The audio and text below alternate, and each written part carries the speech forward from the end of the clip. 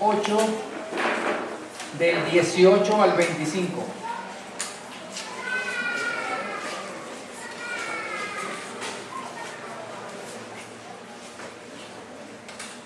Pues considero que los sufrimientos del tiempo presente no son dignos de ser comparados con la gloria venidera que va a ser revelada en nosotros. Porque el profundo anhelo de la creación espera la revelación de los hijos de Dios. Porque la creación fue sometida a vanidad, no por su propia voluntad, sino por la del que la sujetó en esperanza. De que también la creación misma será liberada de la esclavitud de corrupción a la libertad gloriosa de los hijos de Dios. Porque sabemos que toda la creación gime a una y a una sufre dolores de parto hasta ahora. Y no solo ella, sino también nosotros mismos, que tenemos las primicias del Espíritu, nosotros también gemimos dentro de nosotros mismos, esperando ansiosamente la adopción, la redención de nuestro cuerpo. Porque en esperanza fuimos salvos, pero la esperanza que se ve no es esperanza. Porque ¿para qué esperanzarse en lo que alguno ve? Pero si esperamos lo que no vemos con paciencia, lo esperamos ansiosamente.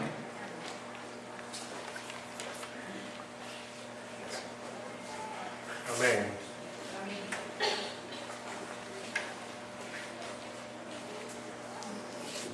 Buenas tardes, hermanos. El pastor Aner y su esposa llegaron ayer bien, comenzaron sus vacaciones merecidas por demás. Ayer comenzaron y llegaron con bien a Puerto Ordaz. Hoy no he sabido de ellos, pero aquí está la hermana Digna que nos puede decir. Está por allá Javier, que también está por acá. Pero también, y por lo tanto, estos 2 domingos, el pastor siempre toma 15 días de sus vacaciones en esta época del año, y los otros 15 días los toma en diciembre, en la época de Navidad. Entonces, por eso estoy yo aquí hoy para traerles la palabra del Señor. Voy a poner esto para controlar el tiempo.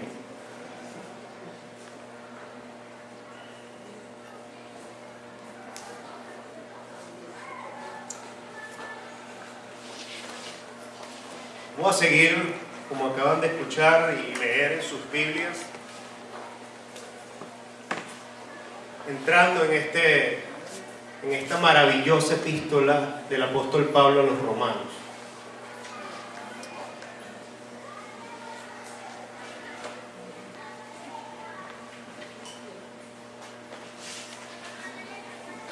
En esta vida hay sufrimientos. Puedo ver aquí, está la hermana María Era, aún se está recuperando de una operación de esas que llaman de corazón abierto. Ha sido un proceso postoperatorio muy difícil y traumático, y por la gracia del Señor está aquí con nosotros. Esta mañana hablamos, mi esposa y yo, con la tía Teresita de Novelli. También se está recuperando, pero dice que también es doloroso, porque aparentemente la herida está encima del estómago, entonces se llena de gases. Afortunadamente todo salió bien de la operación, por la gracia del Señor. También tiene un seguro que la cubre a pesar de su edad. Pero esta vida tenemos sufrimiento, y todos sufren, todos sufrimos en algún momento. Hoy escuchamos y vemos por la televisión y las redes sociales acerca de guerras en Ucrania, los rebeldes ucranianos con el apoyo del ejército ruso. Tenemos guerras, hubo una guerra muy fuerte hace muy poco en la Franja de Gaza. Es una guerra que simplemente se detiene, tiene pausas cada cierto tiempo, pero en realidad es un territorio que siempre está en guerra. Y ahorita es que está las Naciones Unidas entrando la ayuda humanitaria allá a la Franja de Gaza.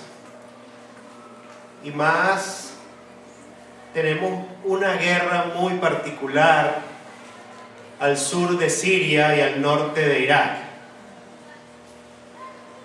Unos grupos radicales islámicos se han levantado como una nación. No es un grupo, no es una facción. Ellos se hacen llamar a sí mismos una nación, un Estado, y el Estado Islámico. Y han convocado a la yihad, a la guerra santa. Y yo veía con mucha consternación en esta semana unos videos que ellos mismos han publicado porque es parte de su estrategia comunicacional para aterrorizar a todo aquel que quiera hacerle frente. Ustedes saben que hay una guerra civil en Siria. El presidente allí se mantiene, a pesar de que es un dictador. Resulta que la oposición que quiere tumbarlo es peor que este dictador. Son más radicales que él. Y por el otro lado tenemos que después de la guerra de Irak en el 2003, ahí hay 3 principales grupos étnicos y solo uno quedó en el poder, y el primer ministro Maliki se encargó de colocar en el poder a todos los miembros de su familia y dejó por fuera a las otras 2 etnias. Esto es un resumen. Ustedes pueden leer más buscando en el internet. Pero al final del día las otras 2 etnias se molestaron porque no repartió el poder. Y se desató una guerra en el norte, unos rebeldes, y resulta que este grupo que se hace llamar un Estado Islámico está nutrido por todas estas personas que son de diferentes etnias, no tienen mucho en común. Lo único que tienen en común es una misma fe, y es que todos son musulmanes y todos han acudido al llamado de la yihad, que es para ellos la guerra santa, y en nombre de Alá, su Dios, y en nombre de esa guerra santa están exterminando poblaciones enteras. Están altamente sofisticados. Aparentemente tienen tecnología bélica que viene de Irán, porque tienen drones, esos aviones no tripulados. Y ese video que les mencionaba, pueden ver, toman fotografías y exploran cada territorio y cada base militar que está bajo el control del ejército sirio o del ejército iraquí. La estudian bien y después van y atacan. No son unos guerrilleros como esos que nosotros estamos acostumbrados, que se van con un fusil al monte. No, esta gente está altamente armada. Tienen tanques de guerra, ametralladoras, fusiles automáticos, todo equipo de comunicación. Y veía en ese video que ellos mismos hicieron, parecía un video hecho por Marcel Boldú, porque está de excelente calidad. Cómo ellos toman posiciones militares y después que los toman, incluso aquellos soldados que se rinden, después los ejecutan. Y a las poblaciones que toman, porque no solo ejecutan a los soldados, sino que a los civiles también los ejecutan. Y a uno que estaba esposado, sentado en un murito y ya se había entregado, un muchacho probablemente de unos 17 años, creo yo, viene uno con un fusil Kalashnikov y le dispara, lo mata, y después le dispara en la cabeza y le empieza a jurungarle y le saca la billetera, y cuando abre la billetera saca una cruz. A otro más o menos de la misma edad, con sus pantalones militares, el muchacho desesperado tratando de zafar, se lo agarraron como entre 5 mientras uno le cortaba la cabeza con un cuchillo. y a los cristianos los van ejecutando y colocan sus cabezas, después de cortárselas, en las rejas para que sirva de amedrentamiento contra cualquiera que no reconozca el Estado Islámico. Algunos de ustedes habrán visto que había un periodista, James Foley, que fue secuestrado hace 2 años y después apareció un video que ellos mismos se tomaron, donde había un verdugo muy alto vestido de negro y James Foley arrodillado con un traje naranja, diciendo unas palabras que, para mi sorpresa, sí, este hombre, en vez de condenar lo que le iban a hacer en pocos minutos, él más bien llamando a su hermano, que pertenece a la Fuerza Aérea de los Estados Unidos, a que se arrepienta de lo que está haciendo, y justificando lo que este grupo que se hace llamar el Estado Islámico está haciendo. Y después sale el cuerpo con su cabeza sobre el pecho. Y resulta que este supuesto ejecutor tiene un acento londinense. Son personas musulmanas que han vivido en Europa. De hecho, son 3 aparentemente, que los llaman los Beatles, porque todos hablan con acento británico y tienen bajo su responsabilidad la custodia de los periodistas secuestrados.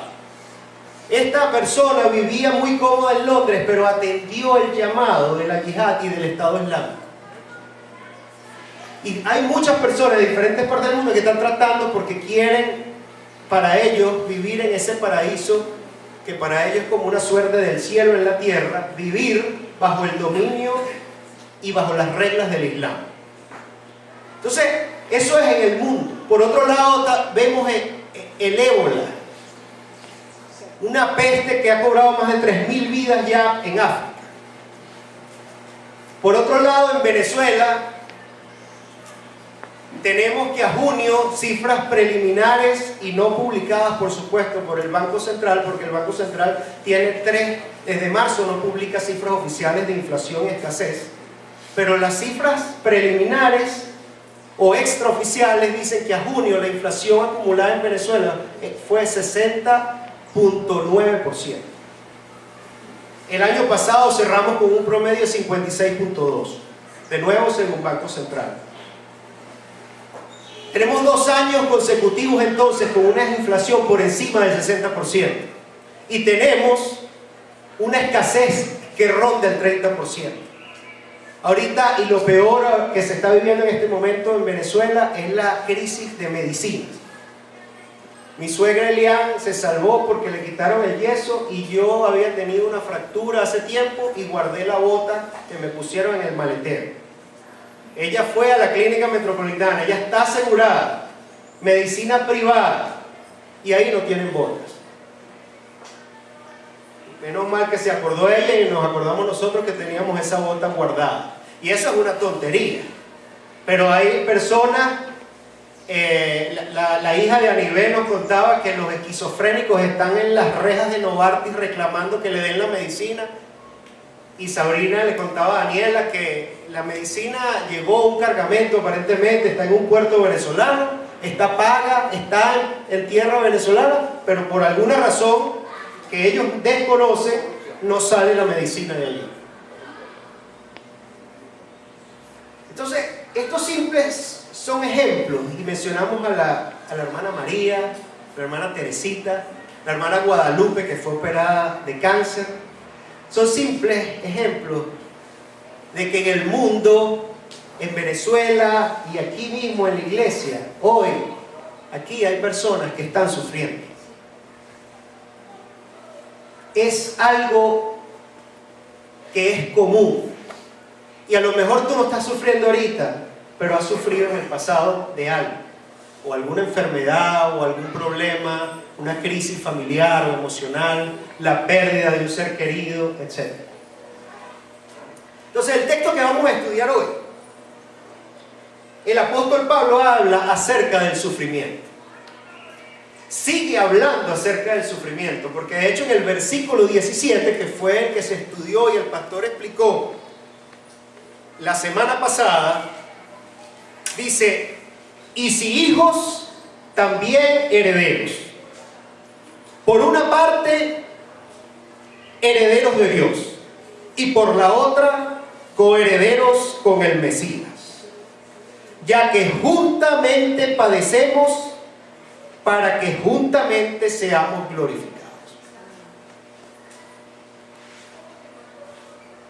Entonces, el apóstol Pablo quiere hablar un poco más acerca del sufrimiento, pero nos quiere dar en esta tarde cuál es la perspectiva correcta de un creyente, de un cristiano ante el sufrimiento.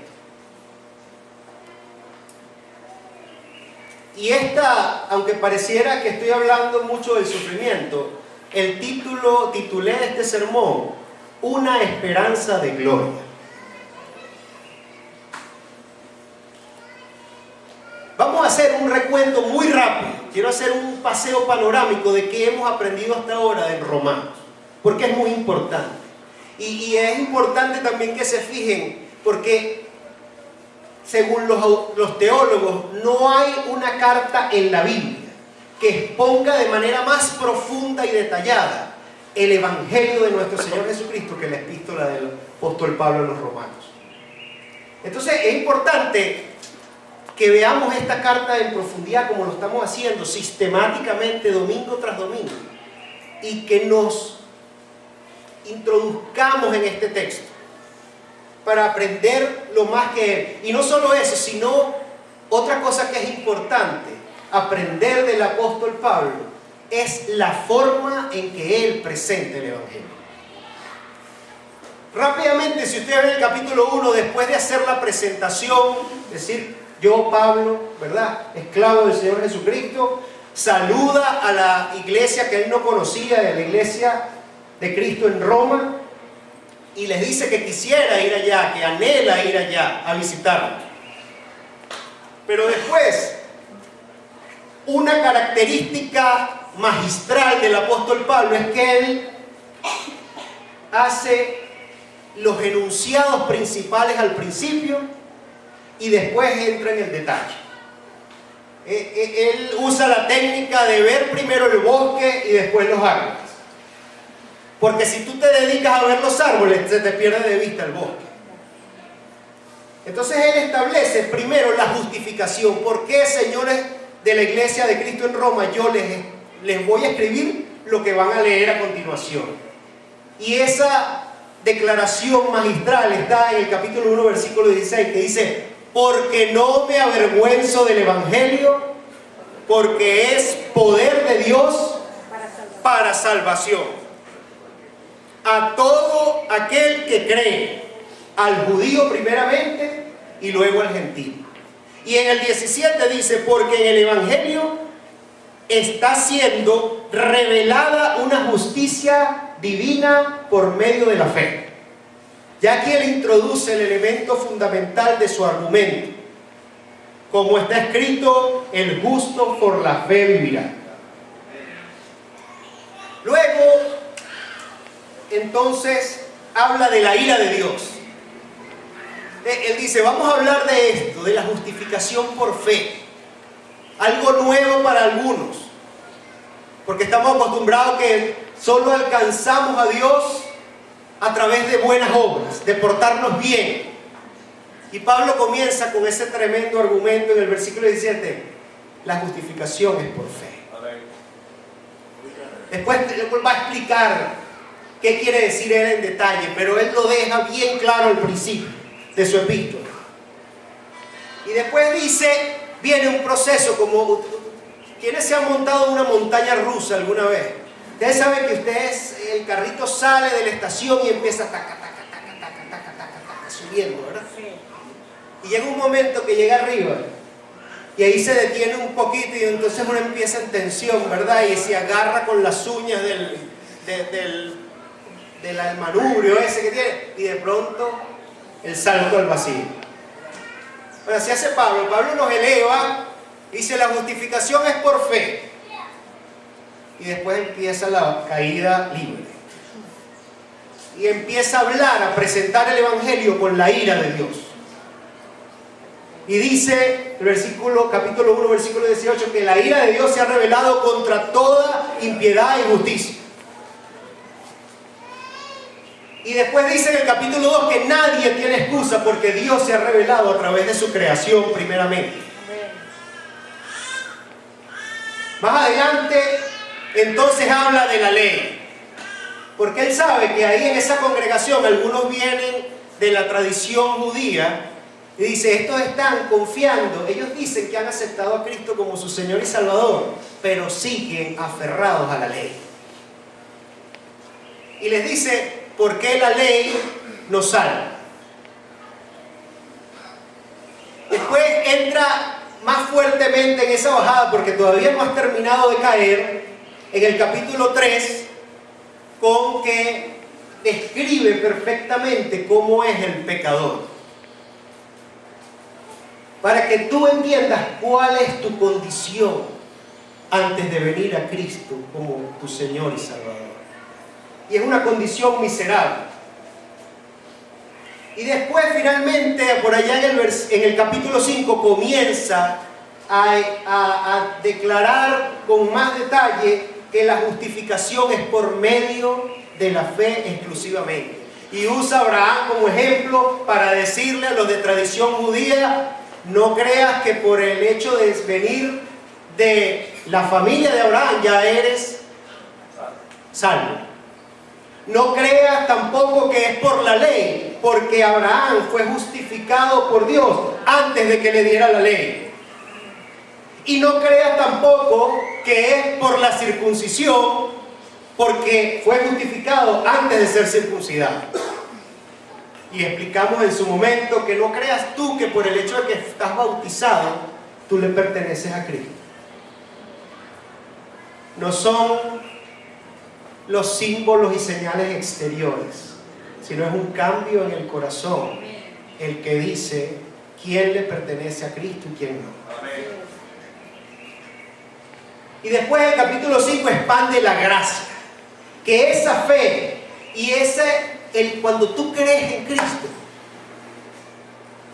en realidad no es que se te iluminó y que tú eres más inteligente que los demás, sino es un regalo de Dios. Y es un regalo por gracia. Y cuando tú recibes un regalo por gracia, eso quiere decir que es algo que no mereces. De hecho, mereces lo contrario. Y el Señor le plació darte ese regalo a ti. No es para todos. No es una piñata que todos los niños agarran. Es para aquel que se arrepiente de su pecado, que cree en el Señor Jesucristo como su único Señor y Salvador, y que su vida es transformada por el poder del Espíritu Santo. Luego hace como una suerte de gran paréntesis, capítulo 6 y 7. Porque él sabe, aquí con esto de la gracia va a haber algo, y con lo de la ley, me voy a tener que extender un poquito más, porque va a haber problemas, va a haber malos entendidos. Y explica, no creas que porque recibiste ese regalo por gracia, entonces ahora tú puedes seguir pecando. De ninguna manera.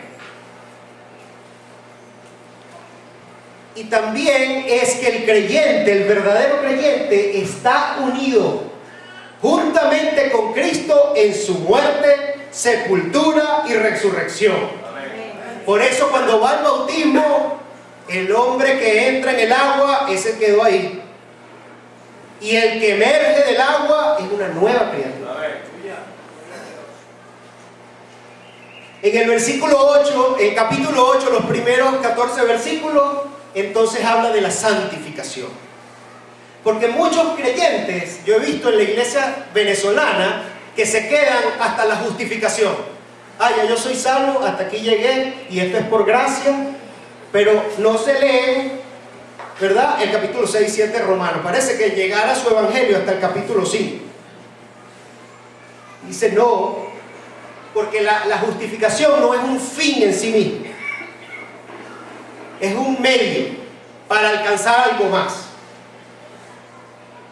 Y luego viene, del versículo 15 al 17, habla de la adopción y la heredad. O sea, el que es el verdadero creyente, el verdadero cristiano, no es solamente un simple y vulgar pecador que fue justificado de sus pecados, justificado por Dios y declarado justo, sino que eso es lo que creen los musulmanes. Ellos quieren, al igual que de pronto enseña aquí la Iglesia Católica, quiere alcanzar a Dios por medio de buen comportamiento y buenas obras, y ya, una vez que son justificados, ahí quedó todo. No, el cristianismo lo que enseña es que después de la justificación viene un proceso de santificación, de preparación de ese creyente para llegar a un lugar, a un destino final donde va a pasar su eternidad. Y le dice, no es solo que es un criminal absuelto, un pecador justificado, sino que ese pecador es convertido en hijo. Y no solo en hijo, sino en heredero. Esto es muy diferente.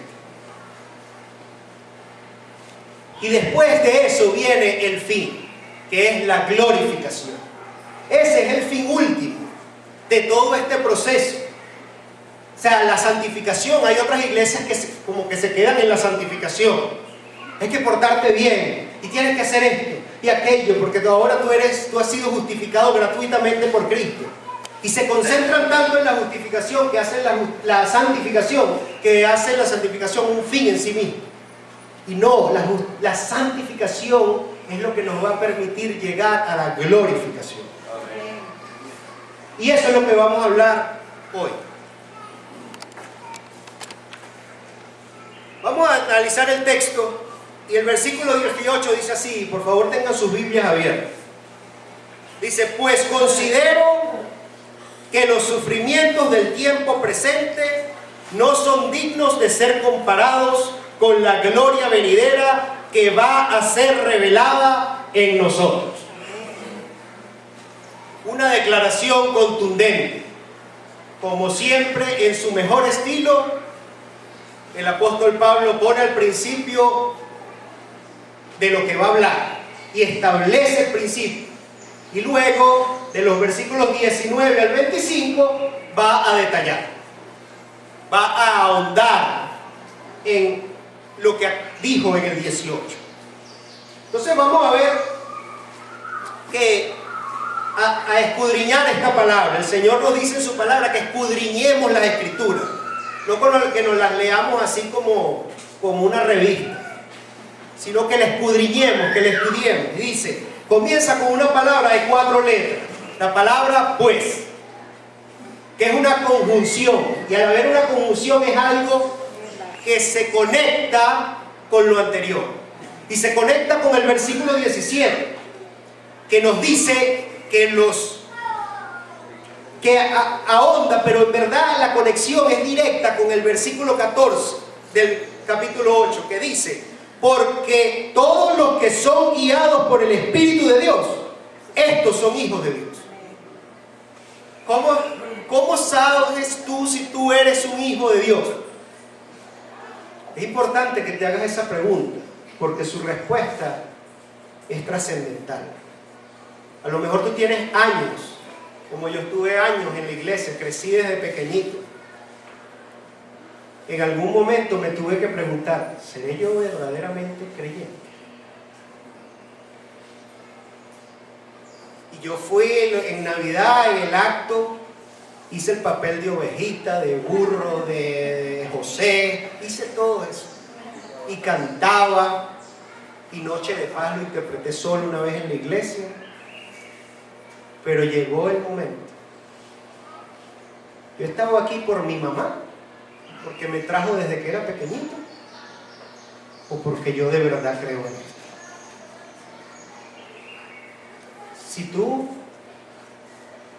Si el Señor tiene un plan para ti y no te ha llegado ese momento te va a llegar. Y si no te ha llegado, pregúntate hoy, ¿seré yo un verdadero creyente? Pero una señal que nos dice la palabra es: los que son hijos de Dios son guiados por el Espíritu. Entonces hace esta conexión con la primera palabra del versículo 18 y dice, pues considero. En el versículo 17 nos dijo que los que son hijos de Dios, que son guiados por el Espíritu y viven en el Espíritu, no solo son hijos, sino que son herederos. Herederos de la gloria del Padre y coherederos juntamente con Cristo.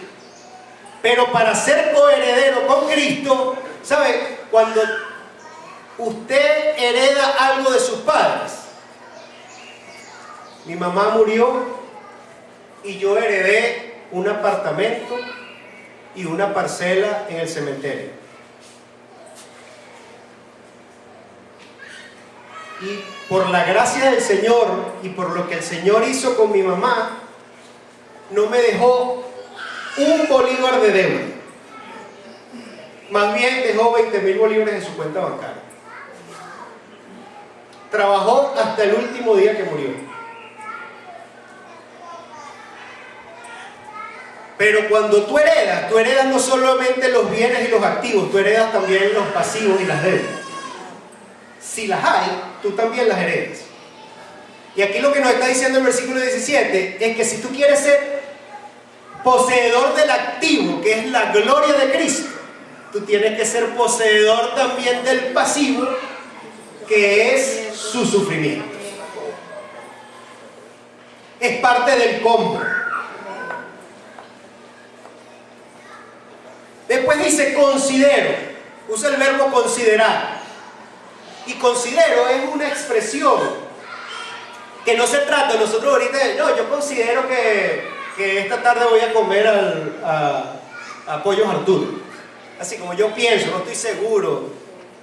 Pero considerar implica un análisis minucioso y un estudio profundo de algo. Y cuando después de haberlo estudiado minuciosamente, tú llegas a un convencimiento. Entonces el apóstol Pablo lo que nos está diciendo aquí, considero, ¿qué es lo que él considera? O sea, ¿qué es lo que él está convencido?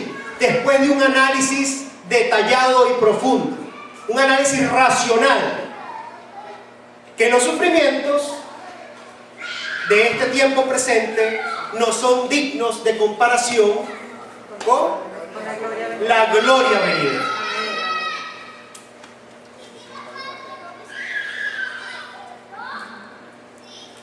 Después dice los sufrimientos. Entonces los sufrimientos son, y esta es la perspectiva del creyente, son una realidad. Y por eso me extendí un poco en la introducción. Ahora, donde ustedes volteen, van a encontrar gente que sufre. Y sin ir muy lejos, dentro de su grupo familiar, van a encontrar gente que sufre. El Señor Jesús nos dijo en Juan 16:33, en este mundo tendréis aflicción. Por lo tanto, no debe extrañarle al creyente cuando llega la prueba, cuando llega el sufrimiento. No nos gusta, es difícil, y cuando nos enfocamos en el problema sufrimos mucho. Pero aquí el apóstol Pablo nos está enseñando, cuando estés atravesando la prueba, no te quedes ahí en el foso de la prueba. Pon tu mirada en la gloria venidera.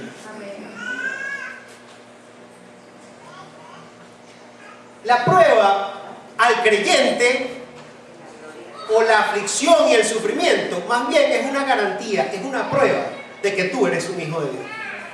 Porque está garantizado, si tú eres un hijo de Dios, vas a sufrir. Decía el pastor el domingo pasado, eso de para de sufrir. Bueno, lo mejor existe para otros, pero el creyente tiene garantizado dentro de su heredad el sufrimiento. Solo los hijos de Dios sufren de la mano de Dios.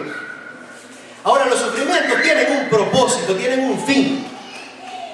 En primer lugar es prueba y purifica tu fe, porque tu fe es como un diamante bruto que tiene que ser pulido, tiene que ser cortado.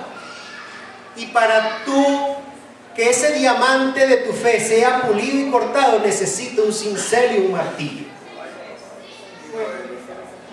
Y eso lo dice en 1 de Pedro 1, 6 y 7. Y nunca olvidaré ese texto. ¿Y saben por qué? Porque esa fue la última conversación que tuve con mi mamá justo el día de su muerte. Ella me dijo, yo no entiendo por qué debería decirle al pastor Aner que predique por qué el cristiano debe sufrir. Yo tuve el primer cáncer de mama, después salí, la quimioterapia, se me cayó todo el pelo, los vómitos, las náuseas, etc. Pasó 4 años, otra vez metástasis a los pulmones, 3 tumores, y el Señor me sanó. Y ahora la válvula mitral de la aorta dañada en el corazón. ¿Por qué? Uno no sale de una para entrar en otra, me decía yo, mami, pero ya el pastor Aner predicó de eso. Es más, no el pastor Aner, tu hijo le tocó predicar de eso. Y empezamos a hablar de 1 de Pedro 1, 6 y 7. Cuando le repetí esto y se lo leí en el carro, porque ya no camino en el carro, ella dijo, ahora entiendo. Que el Señor me está preparando para llevarme a su santa presencia. Si es así, me quiero ir con él ya. Esa noche a las 7 murió en mis brazos. Ahora, el otro fin que tiene el sufrimiento es que ayudan a desarrollar, eso lo ven en Romanos, ya el apóstol Pablo nos lo dijo en Romanos 5, es que desarrollan la constancia. Ay, algo tan difícil. Esa es una lección que me enseñó mi mamá primero, porque decía, Joelito, porque yo entraba en un deporte y me compraba el guante, la pelota, el bate, y después ya no quiero jugar béisbol, entonces ahora quiero fútbol y comprarme los tacos de fútbol. Le digo, mira hijo, no te acostumbres a renunciar en la vida porque vas a ser un fracasado toda tu vida. Decide por algo y lucha hasta el final por eso. Palabra sabia que jamás olvidaré. Después, de hecho, más bien tuve un proceso de poder sanar un poco eso, porque yo era como un tanque alemán, o sea, todo era persiguiendo mis objetivos y tenía que aprender a saber renunciar. Me costaba escuchar la voz de Dios para decir, por ahí no es, porque yo me empeñaba como una mula. Esa constancia desarrolla paciencia. Y la paciencia desarrolla firmeza de carácter. Hay gente que no tiene paciencia, que pierde la paciencia y quiere todo ya, así como son los niños. Valeria, tú le dices, no, te vas a comer el helado esta tarde. No, yo lo quiero ya. Así son los niños. Ellos quieren todo ya. Y hay personas, adultos, que espiritualmente son unos niños. Señor, yo quiero esto ya. Y yo me quiero casar ya. Y entonces se buscan a cualquiera que pase por el frente, al más feo si es posible, para casarse, porque se me va a ir el autobús. Y esa firmeza de carácter, una vez desarrollada, entonces trae una esperanza segura de tu salvación. Entonces tú puedes esperar y afrontar la prueba en confianza, porque tienes una esperanza. Dios Padre tiene en su despensa unos sufrimientos o un sufrimiento hecho como un traje a la medida de cada uno de sus hijos. Y lo va a traer a tu vida y a la mía en el momento preciso. Nosotros somos padres malos. Nosotros queremos que somos padres buenos, pero somos padres malos porque queremos evitarle a toda costa cualquier sufrimiento a nuestros hijos. Dios es distinto, porque sus pensamientos no son nuestros pensamientos.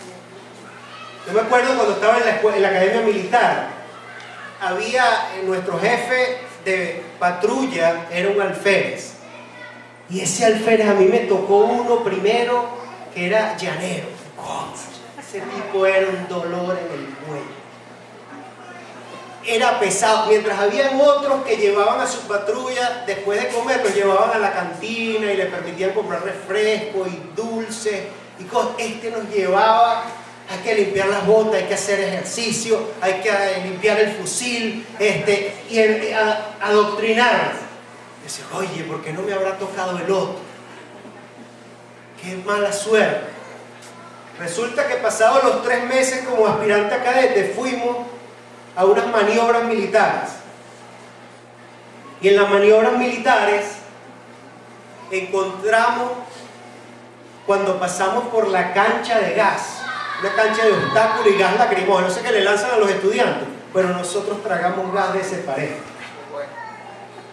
Cuando llegamos allí, yo me di cuenta, ahora sé que mi comandante de patrulla es mejor que el que lleva a los otros a la cantina. Porque mientras los otros estaban en la cantina, creyendo que disfrutaban, este me preparó para este momento. Así más o menos es el pensamiento de nuestro Padre. Él te quiere preparar. Y no importa si va a sufrir. Yo sé que Él sufre, porque si nosotros sufrimos cuando vemos sufrir a nuestros hijos, Él sufre también, pero Él no deja de aplicar la disciplina a sus hijos porque los ama. Después dice que esas aflicciones y sufrimientos son en el tiempo presente. O sea, no está hablando de ahorita, no está hablando de este momento, no está hablando de lo que está atravesando Tiatira en este momento y Guadalupe. Tampoco se trata de esta vida, de tus 80, 70 años, los que el Señor te dé. Él está hablando de esta era. Y es que desde que Adán pecó, toda la vida se tornó en sufrimiento. Eso es lo que quiere Él decir allí. O sea, no creas que tu sufrimiento se va a acabar cuando te mueres. Al que no tiene esperanza me refiero. Sino que todo esto, desde que comenzó en Adán y va a terminar, es el día en que Cristo venga. Mientras eso no suceda, en la tierra va a haber sufrimiento.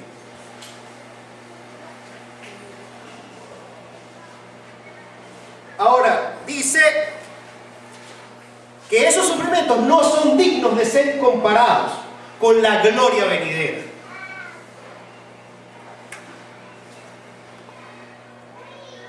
Y aquí quiero hablar de que el cristianismo es la única religión que le ofrece una verdadera esperanza al pecador y a la creación, como vamos a ver ahorita. Es el único que ofrece un plan de redención. Me puse a investigar un poco y vi que el budismo también acepta, como el cristianismo, que en esta vida se sufre. Pero resulta que el budismo piensa que, bueno, que se sufre producto de nuestros deseos carnales. Entonces, la única manera de parar de sufrir es a lo largo de muchas vidas, porque ellos creen en la reencarnación. Entonces, imagínate la esperanza que te dan. O sea, tú vas a pasar en esta vida sufriendo, es una realidad, y después te vas a morir y vas a venir otra vez en otro cuerpo a seguir sufriendo. Y así le vas dando, no se sabe cuántas vidas, hasta que logras un estado de nirvana. Que por tus propias fuerzas y por tu propio intelecto, tú logras desprenderte de todos los deseos de tu carne. Y vives en ese nivel de elevación que se llama, ellos lo llaman nirvana. ¡Qué esperanza! El islamismo, por su parte, también cree en un único Dios. Cree que es el creador de todo, ese Dios. Pero creen que la única manera de llegar a Alá es por tu buen comportamiento aquí en la tierra. Pero la única religión, la única fe que te dice, no eres tú buscando a Dios, es Dios buscándote a ti. y Él proveyéndote algo de manera gratuita que tú no mereces la condenación eterna. Él gratuitamente te la ofrece a través de un sustituto. No fuiste tú el que tienes que morir por tus pecados, aunque deberías, sino que el Señor entregó a su único Hijo para que Él pagara por tus pecados y los míos. Y eso te libera de la esclavitud del pecado y de la muerte. Pero no solo al creyente, sino que a la creación también. Ahora, ¿cómo los que no tienen esa esperanza que tienen los hijos de Dios lidian con el sufrimiento de distintas maneras? Algunos comen y beben y gozan, y bueno, hay que disfrutar porque esto es lo único que hay. Como dice, esto es lo que hay. Así que hay que disfrutar hasta que no llegue el sufrimiento. Pero mientras tanto, aprovecha el tiempo y disfruta. Otros se embriagan o se drogan como una manera, una vía de escape para olvidarse momentáneamente de un sufrimiento. Pero después que pasan los efectos del alcohol y de la droga, se sienten más miserables que al principio. Y otros son más sofisticados y aplican lo que llaman hoy en día el pensamiento positivo. O sea, ellos se nublan. No. ¿Está lloviendo? No está lloviendo. Lo que tú ves no son gotas. Esos son los que te dicen, todo va a salir bien, tranquilo. Después de una noche viene el día. O sea, ellos se aturden, pero intelectualmente o con algún libro de autoayuda, para negar una realidad.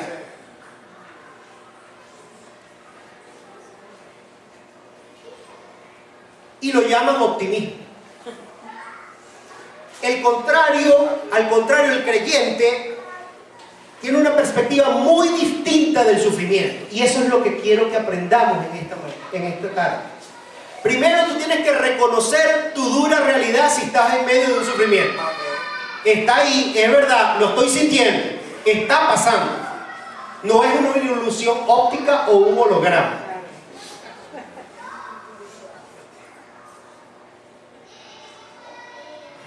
Pero dice Romanos 8:28, que no lo vamos a ver hoy, dice: con sumo gozo en las pruebas, porque a los que aman a Dios, todas las cosas le ayudan a bien. Yo sé que esta prueba que estoy atravesando, si mi papá la permitió, tiene un propósito, y yo sé que Él me ama. Él no es un sádico que quiere verme sufrir.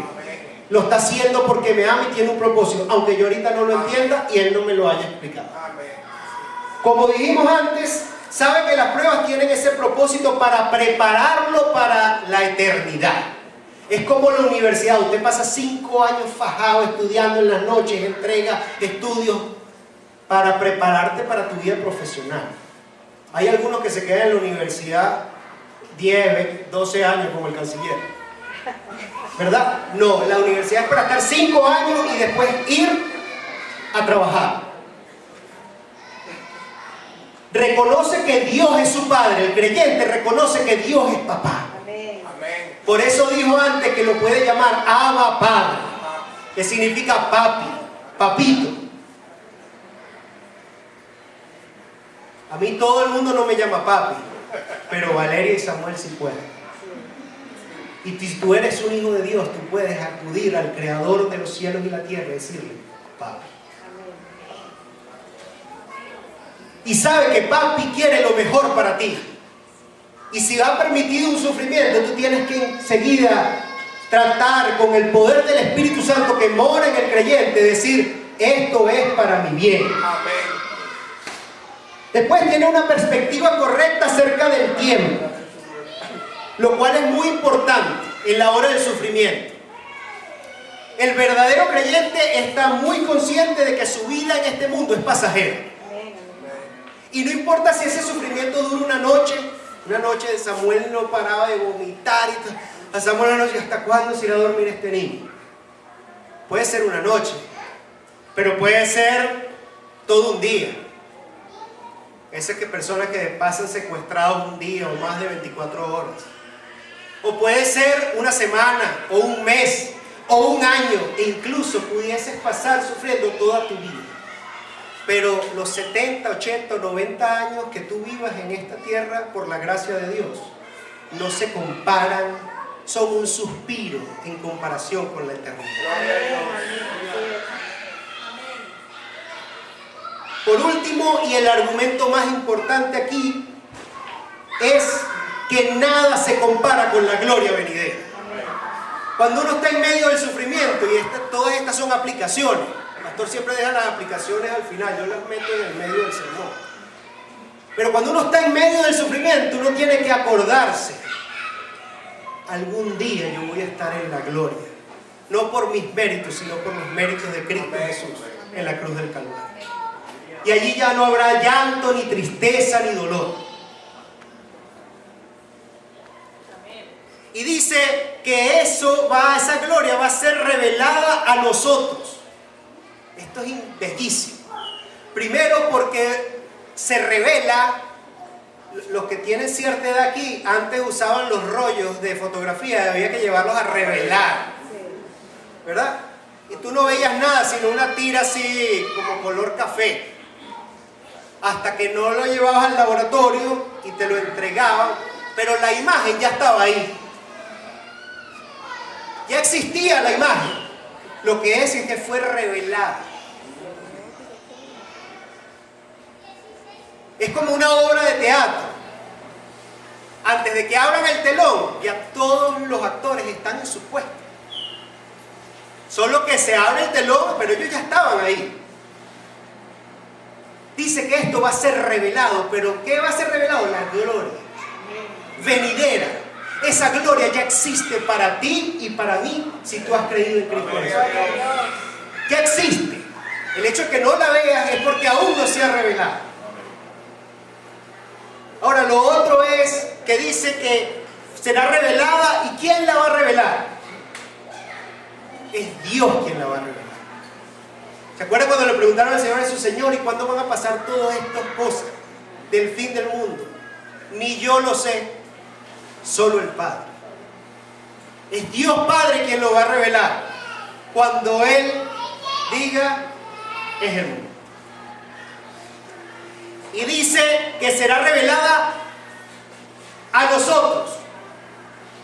O sea, pero no dice a nosotros, dice en nosotros. O sea que el creyente en esta obra de teatro no va a estar sentado en la butaca como un mero espectador, esperando que se abra el telón, sino que va a tener un rol activo en esta obra de revelación. Va a ser uno de los que está en la tarima. Y esto es lo bello de este pasaje.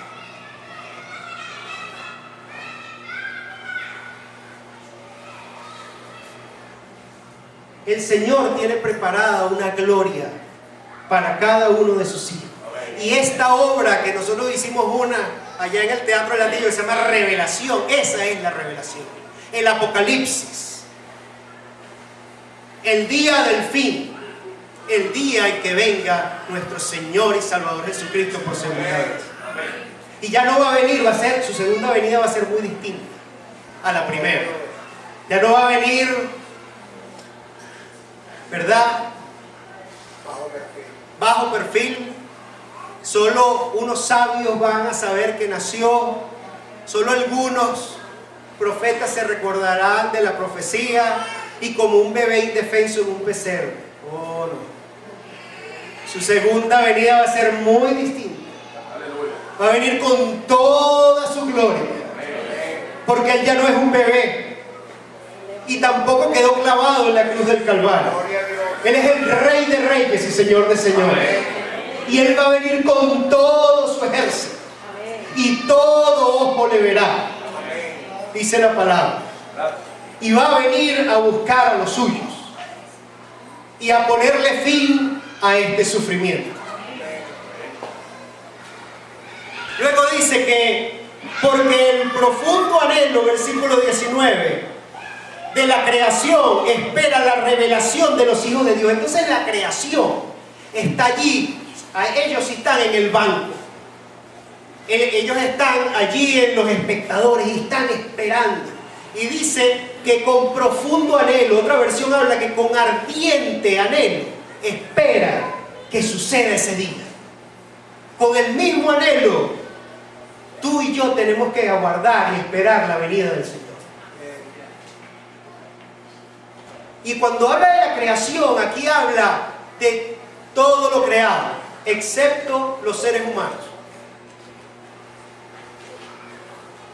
Dice, porque la creación fue sometida a vanidad. Esa palabra vanidad me hizo ruido, pero en realidad habla de esterilidad. Porque allá en Génesis, capítulo 3, versículo 17, Dios maldijo la tierra, producto del pecado de Adán. Y por cuestiones de tiempo no vamos a ir allá, pero léanlo en sus casas. Entonces dice, porque la creación fue sometida a vanidad, no por su propia voluntad, versículo 20, sino por la del que la sujetó. Adán, con su pecado, sujetó a toda la creación a esta infertilidad. Y más adelante nos dice que es a esclavitud de corrupción. La tierra antes daba fruto, antes de la caída del hombre. Después, el Señor dijo, ahora para comer vas a tener que labrar la tierra. Y van a nacer espinos y cardos que antes no nacían. Y todo fue un desastre. Aquí repetimos el principio. ¿Se acuerdan de que nuestro padre Adán, así como mi abuela era diabética, mi mamá sufrió de diabetes después, y yo tengo propensión a la diabetes? Todos los que somos descendientes de Adán somos pecadores. Por eso ninguno tiene excusa. Por cuanto todos han pecado y han sido destituidos de la gloria de Dios. ¿Se recuerdan? Romanos 3:23. Ahora nos está diciendo Pablo, pero es que viene la glorificación. Y estos sufrimientos te van a preparar para ese momento. De lo que tú habías sido destituido, que no habías logrado alcanzar esa meta la vas a alcanzar. Y esa es la esperanza que tiene a Cristo Jesús como Señor y Salvador. Entonces dice que toda la creación está sujeta a esta esclavitud, pero cuando el Señor venga va a haber libertad no solo para los hijos de Dios, sino para la creación también. Y no solo ella, sino también nosotros, dice el versículo 23, tenemos las primicias del Espíritu. Y aquí no quiero... El tiempo ha avanzado y ya voy a cerrar, pero aquí es importante, quiero combatir algo que es muy popular en nuestros días, porque aquí dice que la creación sufre y gime como con dolores de parto y cada vez es peor. Esto es la visión bíblica de lo que pasa, que va en completa oposición a la visión evolucionista o a la teoría de la evolución, que piensa que todo va mejorando, y va a mejorar, y que la única esperanza que ellos tienen es que pasados 1000 años luz va a llegar un momento en que todo va a ser bien. Eso no es lo que dice la palabra de Dios, ni lo que dice la palabra de Dios está en completa disonancia con lo que decía Darwin. Entonces, el versículo 24 dice, porque en esperanza fuimos salvos, pero la esperanza que se ve no es esperanza, porque ¿para qué esperanzarse en lo que alguno ve? Pero si esperamos lo que no vemos, con paciencia lo esperamos ansiosamente. Bueno, esta es la manera de cuando venga la hora del sufrimiento, enfocar que tú tienes un Padre que te ama, que Él te hizo, te adoptó como hijo y te hizo heredero. Pero el final de esa adopción va a ser cuando te dé un nuevo cuerpo. Este cuerpo le sale cáncer, se le cae el pelo, ¿verdad? Sufre de dolores a medida que va pasando el tiempo. Martin Lloyd Jones decía que cuando un niño nace es un ser humano que comienza a morir, porque es un proceso de deterioro gradual. Ahorita estamos sufriendo en la familia con Pepe, porque de tanto estar acostado ya le están saliendo escamas. Y él está así con su boca abierta. Yo creo que él está consciente, pero él se está viendo sufriendo y él no se puede comunicar. Pero el Señor ahí lo está preparando para llevarlo a su gloria. Y esa es la esperanza que tenemos. Y el Señor, esa adopción final. Recuerdo un primito que fue adoptado. Él fue adoptado y se lo llevaron a su casa, pero no le habían salido los papeles de la adopción. Le salió como a los 10 años.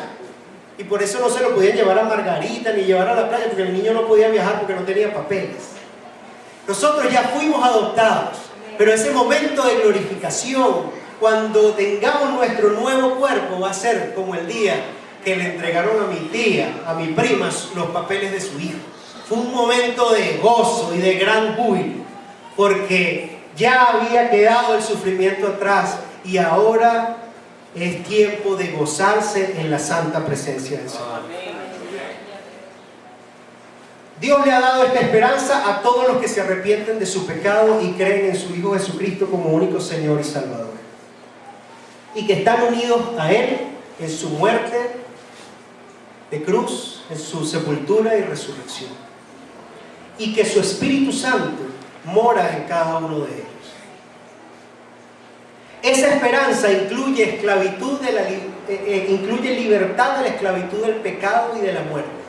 Por eso dice Pablo más adelante: oh muerte, ¿dónde está tu aguijón?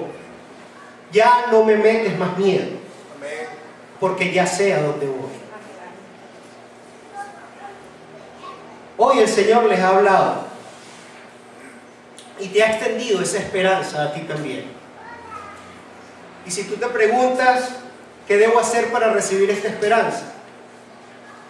Yo te digo, como le dijo Pedro a la multitud el día de Pentecostés: cada uno de ustedes debe arrepentirse de su pecado y volverse a Dios y ser bautizado en el nombre de Jesucristo para el perdón de sus pecados. O como le dijo Pablo y Silas al carcelero de Cesarea de Filipo: cree en el Señor Jesucristo y serás salvo tú y tu casa. Vamos a orar.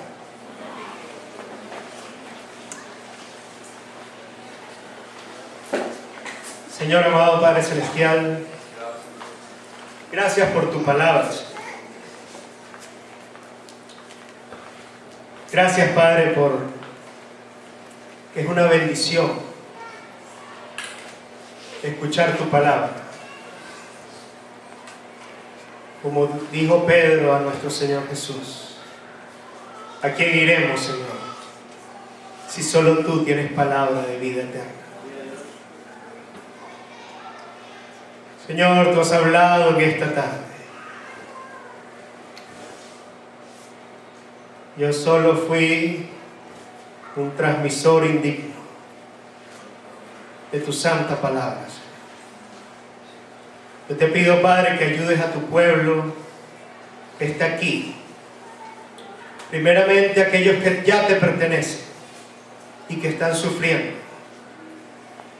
Yo te pido, Padre, que tu palabra en esta tarde haya sido como un bálsamo para sus vidas, y que aún en medio de la adversidad y de la prueba, por medio del poder de tu Santo Espíritu, tú unjas sus heridas con aceite y le des consuelo y le ayudes a quitar su mirada de la prueba, a no concentrarse tanto en el dolor o en lo que están sufriendo, sino a poner su mirada en aquella gloria venidera que ya existe, pero que deben esperar hasta el día que tú tengas a bien revelarla. Señor, y te pido a aquellos que aún no te conocen, pero que escucharon tu palabra hoy, que es más cortante que toda espada de dos filos. Yo te pido, Padre, que por el poder de tu palabra y por la operación sobrenatural de tu Santo Espíritu en sus vidas, ellos puedan reconocer su necesidad de un Salvador, de un Señor, que es el Señor de señores y Rey de reyes, que es nuestro Señor Jesucristo. Gracias, Padre, por tu palabra, y trae bendición a tu pueblo, porque te lo rogamos en el nombre que es sobre todo nombre, nombre de nuestro Rey, Señor y Salvador Jesús.